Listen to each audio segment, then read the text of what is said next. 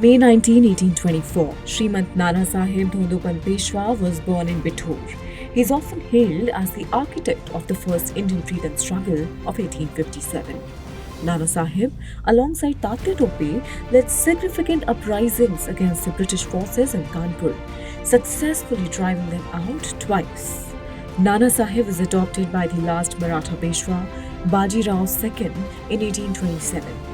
Upon Baji Rao's death in exile in 1852, Nana inherited the Peshwa's residence in Bithur. However, the British refused to continue Baji Rao's pension to Nana and did not recognize him as the rightful successor. This grievance propelled Nana Sahib to join the 1857 rebellion, leading the revolt in Kanpur. After taking control of Kanpur, he declared himself Peshwa. British General Henry Havelock recaptured Kanpur and Nana Sahib's forces were ultimately defeated on July 16, 1857. Following his defeat, Nana Sahib fled to Nepal in 1859, where he reportedly died of high fever on September 24, 1859. Despite his defeat, Nana Sahib's resistance was a crucial spark in the fight against British rule, igniting a flame that culminated in India's independence in 1947. The Queen of Jhansi, among other freedom fighters, drew inspirations and learned the skills of bravery in his courtyard. Throughout his life, the British forces were unable to capture Nana Sahib, and his legacy as a key figure in the 1857 uprising endures. Nathuram Vinayak Godse was born on May 19, 1910 in Baramati, Maharashtra. He infamously assassinated Mahatma Gandhi on January 30, 1948 at Birla House in Delhi. Convicted of murder, Godse was hanged in Ambala Central Jail on November 15, 1949, marking the first death sentence in independent India. Godse's trial began in May 1948 in a special court set up in the Red Fort of Delhi, the same venue where the last Mughal ruler Bahadur Shah Zafar was tried.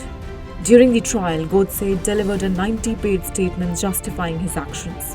He blamed Gandhi for policies that he believed led to the partition of India and the subsequent suffering of Hindus, accusing Gandhi of being the father of Pakistan. Godse stated that his actions were driven by a desire to stop what he saw as the appeasement of Muslims and the division of India. He expressed no remorse for his actions, believing that history would ultimately judge him fairly.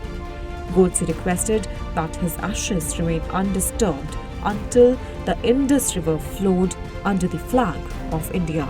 शिक्षा देश का गौरव है और RKDF university शिक्षा का उद्यम है। RKDF में सवारे अपना भविष्य। पीएचडी एमफिल करें अपने पसंदीदा विषय में। सर्टिफिकेट डिप्लोमा के 74 कोर्सेज। RKDF university. आरकेडीएफ में सवारे अपना भविष्य। पीएचडी एमफिल करें अपने पसंदीदा विषय में। सर्टिफिकेट डिप्लोमा के 74 कोर्सेज केवल आरकेडीएफ यूनिवर्सिटी में। RKDF university. आरकेडीएफ में सवारे अपना भविष्य। सर्टिफिकेट डिप्लोमा के 74 कोर्सेज केवल आरकेडीएफ यूनिवर्सिटी में। RKDF university. आरकेडीएफ यूनिवर्सिटी में एडमिशंस ओपन। आरकेडीएफ यूनिवर्सिटी भविष्य को लेकर परेशान है? आरकेडीएफ यूनिवर्सिटी है इसका हल। पीएचडी एमफिल किसी भी विषय में। डिप्लोमा के अनेक अवसर है आरकेडीएफ यूनिवर्सिटी में। Admissions open. RKDF university. Education glorifies nation. Jamshedji Tata, a pioneering Indian industrialist and the founder of the Tata Group, passed away in Germany on May 19, 1904. Regarded as the father of Indian industry, Jamshedji Tata established Jamshedpur in 1907, the first planned industrial city in India and the largest city in Jharkhand. Known as the Steel City, it hosted India's first private steel plant. After returning from England in 1868, Tata purchased a bankrupt oil mill in Bombay for Rs 21,000, marking the beginning of the Tata Group's expansive business empire. He ventured into the cotton and cloth business, which laid the foundation for his industrial ventures. One of his notable achievements was the construction of the Taj Mahal Hotel in Mumbai, India's first super luxury hotel, completed at a cost of rupees 4.21 crore. It was also the first building in Mumbai to have electricity. Jamshedji Tata was known for his progressive approach towards worker welfare, ensuring that employees in his factories worked under favorable conditions. His legacy endures through Tata Group, which today operates numerous companies including TCS, Tata Motors, Tata Power, Tata Steel, Titan, Tanishq, Voltas, Tata Chemicals, Tata Communication, Trent and Tata Alexis. On May 19, 2004, Sonia Gandhi endorsed Manmohan Singh as Prime Minister of India. Subsequently, President APJ Abdul Kalam invited Singh to form a new government, and he took the oath on May 22, 2004, becoming the first Sikh to hold the office.